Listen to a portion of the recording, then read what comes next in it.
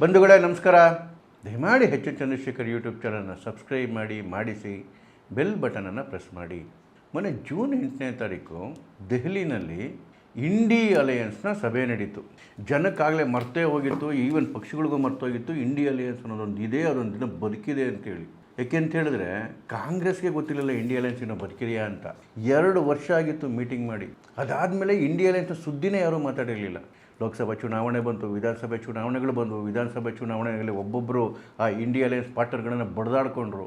ಡೆಲ್ಲಿನಲ್ಲಿ ಕಾಂಗ್ರೆಸ್ ಆಮ್ ಆದ್ಮಿ ಪಾರ್ಟಿ ಬಡ್ದಾಡ್ಕೊಂಡ್ರು, ಹರಿಯಾಣದಲ್ಲಿ ಕಾಂಗ್ರೆಸ್ ಮತ್ತು ಆಮ್ ಆದ್ಮಿ ಪಾರ್ಟಿ ಬಡ್ದಾಡ್ಕೊಂಡ್ರು, ಕೇರಳದಲ್ಲಿ CPM ಮತ್ತು ಕಾಂಗ್ರೆಸ್ಸು ಬಡ್ದಾಡ್ಕೊಂಡ್ರು, ಬಂಗಾಳದಲ್ಲಿ ಕಾಂಗ್ರೆಸ್ಸು ಮತ್ತು CPM ಮತ್ತು ಮಮತಾ ಬ್ಯಾನರ್ಜಿ 3 ಸೇರ್ಕೊಂಡು ಒಬ್ಬರ ಮೇಲೆ ಒಬ್ಬರು ಬಡ್ದಾಡ್ಕೊಂಡ್ರು. ಹೀಗೆ ಎಲ್ಲ ಕಡೆಯೂ ಒಬ್ಬರ ಮೇಲೆ ಒಬ್ಬರು ಬಡ್ದಾಡ್ಕೊಂಡು ಒಬ್ಬರ ಮೇಲೆ ಒಬ್ಬರು ಬೆನ್ನಿಗೆ ಚೂರಿ ಹಾಕ್ಕೊಂಡು ಕಾಂಗ್ರೆಸ್ ಅಂತೂ ಬಿಡಿ ಒಬ್ಬರಿಗೂ ಬಿಡಲಿಲ್ಲ, ನಿಯತ್ತಾಗಿ ಎಲ್ಲರ ಬೆನ್ನಿಗೂ ಚೂರಿ ಹಾಕ್ಬಿಡ್ತು. ಅದಕ್ಕೆ ಉದಯನಿಧಿ ಸ್ಟಾಲಿನ್ ಮೊನ್ನೆ ಹೇಳಿದ್ದು, ಕಾಂಗ್ರೆಸ್ಸು 20 ವರ್ಷ ನಮ್ಮ ಬೆನ್ನ ಮೇಲೆ ಕೂತ್ಕೊಂಡು ಸವಾರಿ ಮಾಡಿಕೊಂಡು ಜೀವನ ಮಾಡಿ ಕಡೆಗೆ ನಮ್ಮ ಬೆನ್ನಿಗೆ ಚೂರಿ ಹಾಕೋಯ್ತು ಅಂತ ಹೇಳಿ. ಈ ಮಾತು ಅನ್ನಿಸ್ಕೊಂಡ್ಮೇಲೆ ರಾಹುಲ್ ಗಾಂಧಿ ಇನ್ನೂ ಓಡಾಡ್ಕೊಂಡಿದ್ದಾರಲ್ಲ, ಮರ್ಯಾದೆ ಗೆಟ್ಟವು. ಈ ಇಂಡಿ ಅಲಯನ್ಸ್ ಸಭೆ ಹೆಂಗಿತ್ತು ಅಂತ ಹೇಳಿದ್ರೆ ಎಲ್ಲ ಸೋತವರು ಕೂತ್ಕೊಂಡು ಬಾಯ್ ಪಡ್ಕೊಳ್ಳೋಂಗಿತ್ತು. ಅದರಲ್ಲಿ ಗೆದ್ದು ಆಡಳಿತ ಮಾಡ್ತಿದ್ರು ಒಬ್ಬರೇ ಕಾಣಿಸಿದ್ದು, ಉಮರ್ ಅಬ್ದುಲ್ಲಾ. ಅವರೂ ಇಂಡಿ ಅಲಯನ್ಸ್ಗೆ ಯಾವ ರೀತಿ ಜಾಡ್ಸಿದರೆ ಗೊತ್ತು. ಇನ್ನು ಜಾರ್ಖಂಡ್ನ ಹೇಮಂತ್ ಸೊರೇನ್ ಆನ್ಲೈನಲ್ಲಿ ಜಾಯ್ನ್ ಆಗಿದ್ರು, ಅವರು ಬಂದಿರಲಿಲ್ಲ. 36 ಪಕ್ಷಗಳ ಇಂಡಿ ಅಲಯನ್ಸು. ಅದೇ ಮೊನ್ನೆ ಬಂದಿದ್ದು ಎಷ್ಟು ಜನ ಗೊತ್ತಾ? ಕೇವಲ 26 ಪಕ್ಷ. ಮಾನಗೆಟ್ಟ ಕಾಂಗ್ರೆಸ್ಗೆ ಒಂದಲ್ಲ ಎರಡಲ್ಲ ಆಘಾತಗಳಾಗಿದ್ದು. ಆ ಇಡೀ ಇಂಡಿ ಅಲಯನ್ಸ್ನ ಅಸ್ತಿತ್ವವನ್ನೇ ಅಲ್ಲಾಡಿಸ್ತಕ್ಕಂಥ 10 ಬಾಂಬ್ಗಳು ಆ ಮೀಟಿಂಗಲ್ಲಿ ಬಿದ್ದವು. ಒಂದಲ್ಲ ಎರಡಲ್ಲ 10 ಲೆಕ್ಕಕ್ಕೆ ಸಿಕ್ಕಿದ್ದು. ಇನ್ನೂ ಸರಿಯಾಗಿ ಎಣಿಸ್ಕೊಂಡ್ರೆ ಇನ್ನೂ ಜಾಸ್ತಿ ಬೀಳ್ತವೇನು. ಮೊದಲನೇ ಬಾಂಬು, ಮೊದಲನೇ ಆಘಾತ TVK ವಿಜಯನ್ ಕೊಟ್ಟರು.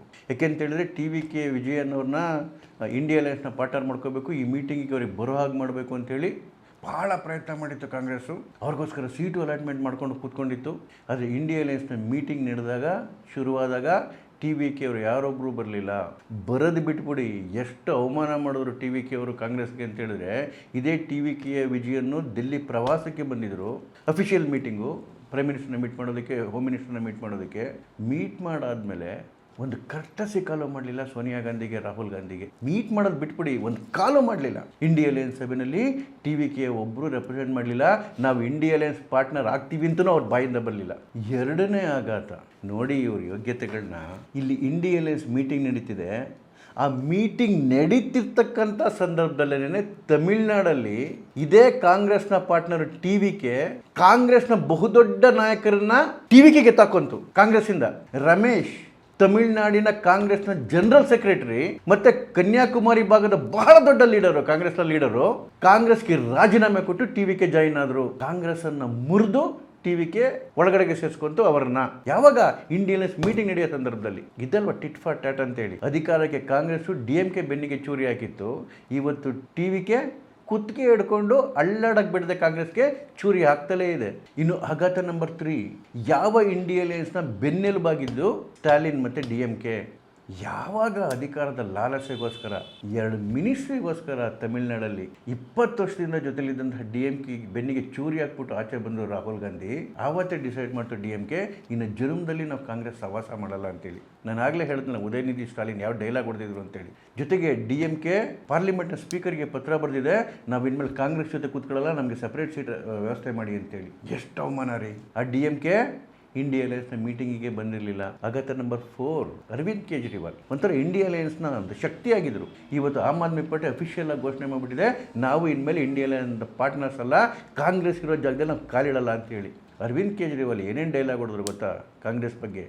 ಗಲ್ತಿ ಸೆ ಬಿ ಕಾಂಗ್ರೆಸ್ ಕೋ ವೋಟ್ ಮತ ದಾಲ್ನಾ, ಅಪ್ಪಿ ತಪ್ಪಿನೂ ಕಾಂಗ್ರೆಸ್ ವೋಟ್ ಹಾಕ್ಬೇಡಿ. ಇದು ಇಂಡಿ ಅಲಯನ್ಸ್ನ ಪಾರ್ಟ್ನರ್ ಹೇಳಿದ್ದು ಅರವಿಂದ್ ಕೇಜ್ರಿವಾಲ್. ಆಮೇಲೆ ಇನ್ನೊಂದು ಡೈಲಾಗ್ ಹೊಡೆದ್ರು, ನನ್ನ ಮೇಲೆ ಆರೋಪ ಮಾಡ್ತಾರೆ, ನೀನು ಕಾಂಗ್ರೆಸ್ನ ವೀಕ್ ಮಾಡ್ತಿದೀಯ ಅಂತೇಳಿ. ರಾಹುಲ್ ಗಾಂಧಿನೇ ಆ ಕೆಲಸ ಚೆನ್ನಾಗಿ ಮಾಡ್ತಾ ಇದ್ದಾರೆ, ಬೇರೆಯವರ ಅವಶ್ಯಕತೆ ಏನು? ಆಮ್ ಆದ್ಮಿ ಪಾರ್ಟಿ ಕೂಡ ಇಂಡಿ ಅಲಯನ್ಸ್ನ ಸಭೆಗೆ ಬರಲಿಲ್ಲ, ಇನ್ಯಾವತ್ತೂ ಇಂಡಿ ಅಲಯನ್ಸ್ ಒಳಗಡೆ ಬರೋದೂ ಇಲ್ಲ. ಆಘಾತ ನಂಬರ್ 5, CPM ಏನು ಕೇರಳದ ಒಂದು ದೊಡ್ಡ ಶಕ್ತಿ. ಅದು ಮೀಟಿಂಗಿಗೆ ಮುಂಚೆನೇ ಅದರ general secretary MA baby Mallikarjun Kharge ಅವ್ರಿಗೆ ಒಂದು ಪತ್ರ ಬರೀತಾರೆ. ಮೀಟಿಂಗ್ ಶುರುವಾಗಕ್ಕೆ ಮುಂಚೆ ನಿಮ್ಮ ಸ್ಟ್ಯಾಂಡನ್ನು ತಿಳಿಸಿ, ನೀವೇನು ಕೇರಳ ಎಲೆಕ್ಷನ್ ಸಂದರ್ಭದಲ್ಲಿ ನಮ್ಮ ಮೇಲೆ ಆರೋಪ ಮಾಡಿದ್ರಿ, ನಮ್ಮ ಪಕ್ಷದ ಮೇಲೆ ಆರೋಪ ಮಾಡಿದ್ರಿ, ನಮ್ಮ ಮುಖ್ಯಮಂತ್ರಿ ಮೇಲೆ ಆರೋಪ ಮಾಡಿದ್ರಿ, ನೀವು BJP ಜೊತೆ ಸೇರ್ಕೊಂಡಿದ್ದೀರಿ ಅಂತೇಳಿ ನೀವು ಮತ್ತು ರಾಹುಲ್ ಗಾಂಧಿ ಕ್ಲಾರಿಫೈ ಮಾಡಬೇಕು ನಿಮ್ಮ ಪಕ್ಷ, ನಿಮ್ಮ ಸ್ಟ್ಯಾಂಡ್ ಏನು ಅಂತೇಳಿ. ಪಕ್ಷದ ಯಾವೊಬ್ಬ ಲೀಡರು ಕೂಡ ಮೀಟಿಂಗಿಗೆ ಬಂದಿರಲಿಲ್ಲ. ರಾಜ್ಯಸಭಾ MP ಜಾನ್ ಅವ್ರನ್ನ ಒಬ್ಬರು ಅವ್ರು ಮಾತ್ರ ರೆಪ್ರೆಸೆಂಟೇಟಿವ್ ಥರ ಕಳಿಸಿದ್ರು. ಅದರ ಅರ್ಥ CPM ಕೂಡ ಒಂದು ಹೆಜ್ಜೆ ಆಚೆ ಕಡೆಗೆ ಇಟ್ಟಿದೆ ಇಂಡಿಯಾ ಅಲಯನ್ಸಿಂದ. ಯಾವ ದೊಡ್ಡ ಲೀಡರು ಬರಲಿಲ್ಲ ಮೀಟಿಂಗಲ್ಲಿ. ಆಘಾತ ನಂಬರ್ 6, ಈ ಕಡೆಗೆ ಮೀಟಿಂಗ್ ನಡೀತಾ ಇದೆ ಇಂಡಿಯಾ ಅಲಯನ್ಸ್ದು.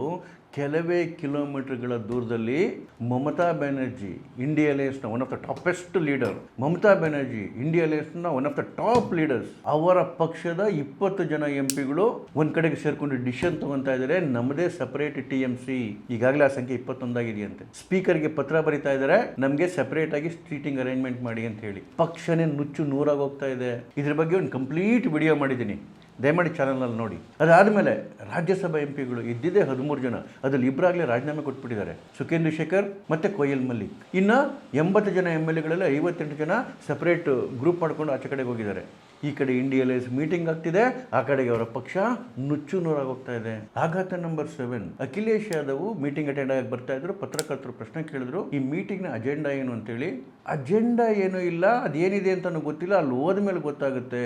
ಅಂದರೆ ಒಂದು ಮೀಟಿಂಗ್ ಮಾಡ್ಬೇಕಾದ್ರೆ ಆ ಮೀಟಿಂಗ್ನ ಅಜೆಂಡಾ ಏನು, ಉದ್ದೇಶ ಏನು ಅನ್ನೋದು ಈ ಮೀಟಿಂಗ್ ಶುರುವಾಗೋವರೆಗೂ ಯಾರಿಗೂ ಗೊತ್ತೇ ಇರಲಿಲ್ಲ. ಯಾಕೆಂದರೆ ಯಾವ ಅಜೆಂಡಾನೂ ಇರಲಿಲ್ಲ.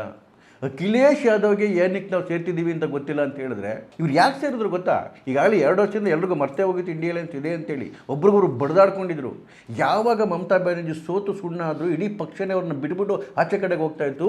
ಒಂದು ಸಣ್ಣ ಅಸ್ತಿತ್ವಕ್ಕೋಸ್ಕರ ಈ ಥರ ಒಂದು ಮೀಟಿಂಗ್ ಮಾಡಿ ಅವ್ರದ್ದೆಲ್ಲರದ್ದು ಸಪೋರ್ಟ್ ತಗೊಳ್ಳೋದಕ್ಕೆ ರಾತ್ರಿ ಫೋನ್ ಮಾಡೋಕ್ಕೆ ಶುರು ಮಾಡಿದ್ರು 2 ದಿವಸದಿಂದ. ಹಿಂದಿನ ದಿವಸ ಬಂದು ಅಲ್ಲಿ ಸೇರಿಕೊಂಡ್ರು ಡೆಲ್ಲಿಗೆ. ಅವರ ಒತ್ತಾಯಕ್ಕೆ ಈ ಮೀಟಿಂಗನ್ನು ಇಟ್ಟಿದ್ದು, ಇಂಡಿಯಾ ಅಲಯನ್ಸ್ ಮೀಟಿಂಗನ್ನು. ಅದಾದಮೇಲೆ ಅಖಿಲೇಶ್ ಯಾದವ್ ಏನು ಹೇಳಿದ್ರು ಗೊತ್ತಾ?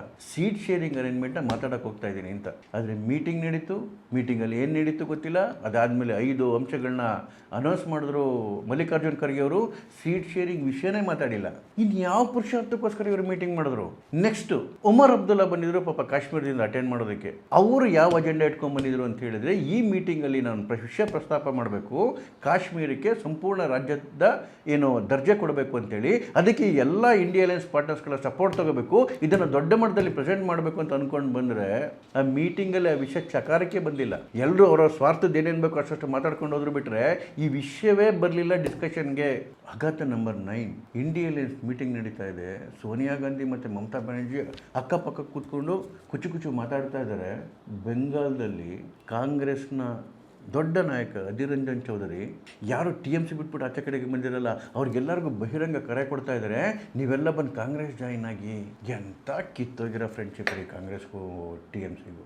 ಇವರಿಬ್ಬರು ಡೆಲ್ಲಿಲಿ ಸೇರಿಕೊಂಡು ಸೋನಿಯಾ ಗಾಂಧಿ, ಮಮತಾ ಬ್ಯಾನರ್ಜಿ ಮೋದಿಯವ್ರನ್ನ ಹೇಗೆ ಇಳಿಸ್ಬೇಕು ಅಂತ ಸ್ಕೆಚ್ ಆಗ್ತಾ ಕೂತಿದ್ರೆ, ಅಲ್ಲಿ ಕಾಂಗ್ರೆಸ್ನ ನಾಯಕ ಹೇಳ್ತಾನೆ, ಯಾರು ಆಚೆ ಕಡೆಗೆ ಬಂದಿದ್ದೀರಲ್ಲ ನೀವೆಲ್ಲ ಬಂದು ಕಾಂಗ್ರೆಸ್ಸಿಗೆ ಜಾಯಿನ್ ಆಗಿ ಅಂತೇಳಿ. ಆಘಾತ ನಂಬರ್ 10, ಇಡೀ ಇಂಡಿಯಾ ಅಲಯನ್ಸಲ್ಲಿ ಎಲ್ಲರೂ ಸೋತ್ ಸುಣ್ಣಾಗಿರೋರೇನೆ, ಕೆಲಸದವರೇನೆ ಇರೋದು. ಅದ್ರ ಸ್ವಲ್ಪ ಅಧಿಕಾರದಲ್ಲಿರೋದು 2-3 ಪಕ್ಷಗಳು ಅಂದರೆ, ಒಂದು ಉಮರ್ ಅಬ್ದುಲ್ಲಾ ಜಮ್ಮು ಕಾಶ್ಮೀರಲ್ಲಿ, ಹೇಮಂತ್ ಸೊರೇನ್ ಜಾರ್ಖಂಡಲ್ಲಿ, ಇನ್ನು ಕಾಂಗ್ರೆಸ್ಸು ಒಂದು 3-4 ರಾಜ್ಯದಲ್ಲಿ. ಜಾರ್ಖಂಡ್ನ ಹೇಮಂತ್ ಸೊರೇನ್ ಹೇಳ್ತಾರೆ, ನಮ್ಗೆ ಹೇಳ್ದೆ ಕೇಳದೆ ಕಾಂಗ್ರೆಸ್ಸು ರಾಜ್ಯಸಭಾ ಮೆಂಬರ್ನ ಘೋಷಣೆ ಮಾಡಿದೆ, ನಾವು ಯೋಚನೆ ಮಾಡ್ತೀವಿ. JMMನ ಯಾರೊಬ್ಬರೂ ಕೂಡ ಫಿಸಿಕಲ್ ಆಗಿ ಮೀಟಿಂಗಲ್ಲಿ ಅಟೆಂಡ್ ಆಗಲಿಲ್ಲ, ಕೇವಲ ಹೇಮಂತ್ ಸೊರೇನ್ ಆನ್ಲೈನಲ್ಲಿ ಜಾಯಿನ್ ಆಗಿದ್ರು. ಅದೇ ರೀತಿ ಈವನ್ ಉದ್ಧವ್ ಠಾಕ್ರೆಯ ಪಕ್ಷದ ಯಾರೊಬ್ಬರು ಅಟೆಂಡ್ ಆಗಿರಲಿಲ್ಲ, ಆನ್ಲೈನಲ್ಲಿ ಅಟೆಂಡ್ ಆಗಿದ್ರು. ಇದರರ್ಥ ಏನು? ಒಂಥರ ಸೋತವರ ಒಂದು ಗೋಳಾಡೋದಕ್ಕೆ ಒಂದು ಪ್ಲಾಟ್ಫಾರ್ಮ್ ಆಗಿತ್ತು. ಆ ಗೋಳಾಟದ ಪ್ಲಾಟ್ಫಾರ್ಮಿಂದ ಯಾವ ನಿರ್ಧಾರವೂ ಆಚೆ ಕಡೆಗೆ ಬರಲಿಲ್ಲ. ಮೊನ್ನೆ ಕಾಕ್ರೋಚ್ಗಳು ಏನು 5 ನಿರ್ಧಾರ ಮಾಡಿದ್ರಲ್ಲ, ಸೇಮ್ ಅಂತ ರಿಪಿಟೇಷನು ಈ ದೊಡ್ಡ ಕಾಕ್ರೋಚ್ಗಳು ಮಾಡಿದ್ವು. ಅದೇ ಮಾಮೂಲಿ ಧರ್ಮೇಂದ್ರ ಪ್ರಧಾನ್ ಅವರ ರಾಜೀನಾಮೆ ತಗೋಬೇಕು, ವೋಟ್ ಚೋರಿ ಅನ್ನೋದಕ್ಕೆ ಮುಖ ಕೂಗಿಸ್ಕೊಂಬಂದವ್ರೆ ಸುಪ್ರೀಂ ಕೋರ್ಟ್ ಹತ್ರ.